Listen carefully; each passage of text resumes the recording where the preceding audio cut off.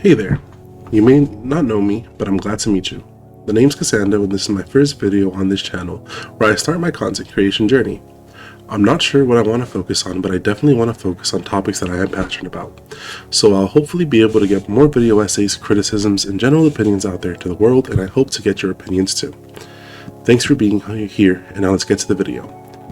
With Monster Hunter Wilds being out for a little more than 3 months, and getting the first title update and the first Arch Tempered monster, we've already seen a lot of changes and excitement about what's to come next, and that this update has more or less been a step in the right direction. Before I get to talking about the title of the video and how Arch Tempered Rey Dau made me sad, I would like to preface this with the fact that I like Arch Tempered Rey Dau. I like Title Update 1, and I really like Wilds with its flaws and all. I think Arch Tempered Rey Dau is a great introduction to the Arch Tempered system and definitely gives us a taste of the potential of Arch Tempered Apexes, but that doesn't come without some slight disappointments. I have two main points when it comes to Arch Tempered Rey Dau that I think are just letdowns, and had they been done differently would have enhanced the hunt. 1. The fight is challenging in the wrong ways, and 2. Arch Tempered Rey Dau doesn't feel that different from regular Rey Dau. While Arch Tempered Rey Dau is more challenging than regular Rey Dau and provides a new experience, I feel that it falls flat because of how Capcom decided to go about making this hunt more challenging. Instead of just adding new combos or moves, they added an entirely new property to Rey Dau, which feels lazy. What is it you asked they added? Well, Rey Dau now has AoE explosions after all their attacks. Wing scrapes the floor, delayed AoE explosion. They fire their railgun, bigger delayed AoE explosion. A tail slam? It's an AoE explosion. It's like I'm fighting Megumin from Konosuba with a lag switch. Or, better yet, imagine fighting Yuji from JJK. He punches you, you block the punch, but then you get hit with the soul. Your soul gets hit because of the lag of his curse energy. Great! Does this make us as hunters approach the hunt differently? Yes. It makes our approach slightly different, but the safest place to be is still more or less the head of Rey Dau. You're just going to want to be a little more aware of your position. Is this to say that Arch Tempered Rey Dau is easy? No, they're definitely more challenging, but just not in a meaningful way. Getting better at hunting Arch Tempered Rey Dau has not felt like I've been mastering the monster. Instead, it has felt like a chore. Just hunting a monster I've hunted thousands of times while being unimpressed with what's different. Do I enjoy hunting Arch Tempered Rey Dau? Yes, but that's mainly because I just enjoy hunting Rey Dau. Instead of just adding the delayed AoE explosions to all of Rey Dau's attacks, Capcom probably could have added more mechanics and maybe a new status effect to Rey Dau. Did I get carded twice at the start of this video? Absolutely. Were they because of getting stunned? Because I got shocked? Very much so. But I still would have liked something new to interact with. I am by no means the best Monster Hunter player, but to me this challenge felt somewhat hollow. Maybe my frame of reference, being Risen Elder Dragons from Sunbreak, is a terrible decision, but I was hoping that this iteration of Arch Tempered monsters would have lent themselves more to how Sunbreak handled Risen Elders. I'll talk more on that in my next point. So I touched upon this a little bit in my last point. Arch Tempered Rey Dau just feels like regular Rey Dau.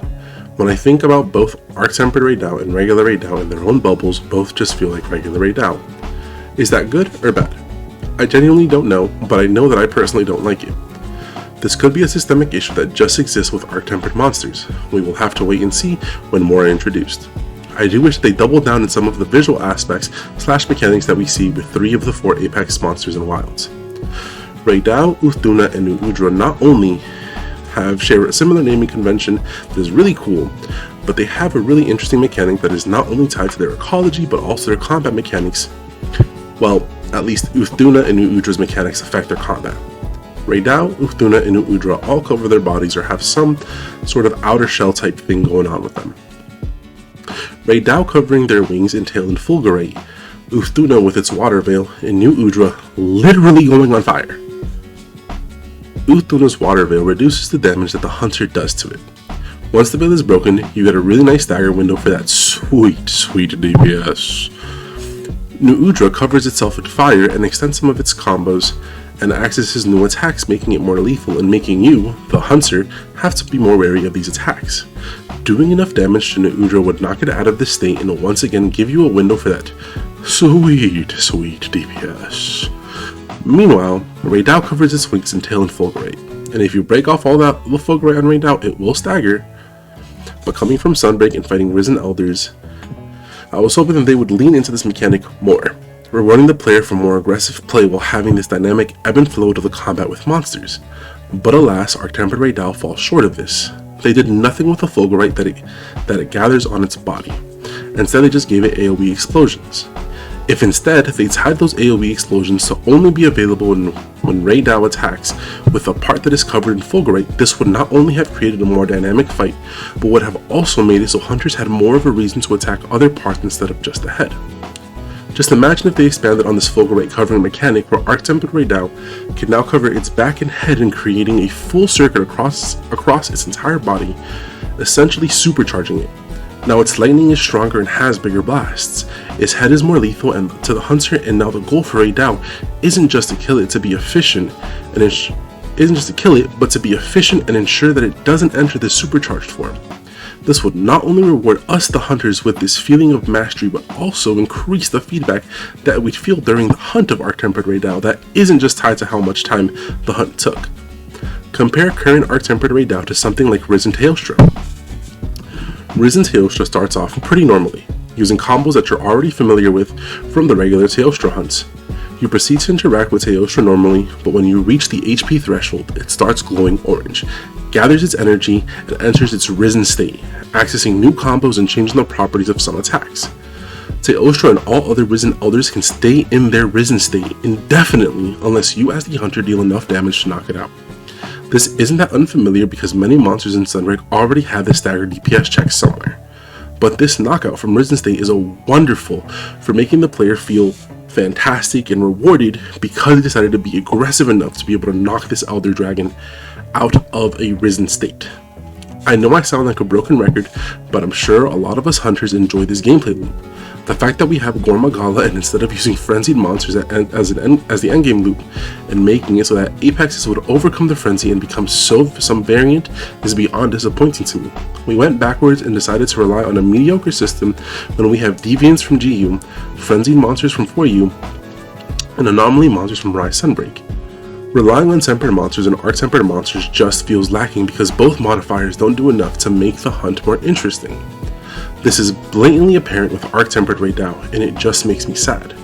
I really wish Capcom did more with the Arch Tempered system because as it stands, it does not get me excited for the future. What it could be, does, but what it currently is, does not.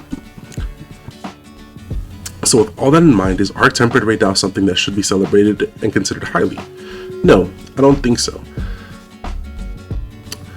Not only does it not redefine the hunter, introduce fun, new, and interesting ways to interact with Rey Dau, it also highlights a disappointing truth that is all over some of the endgame systems within Monster Hunter Wilds.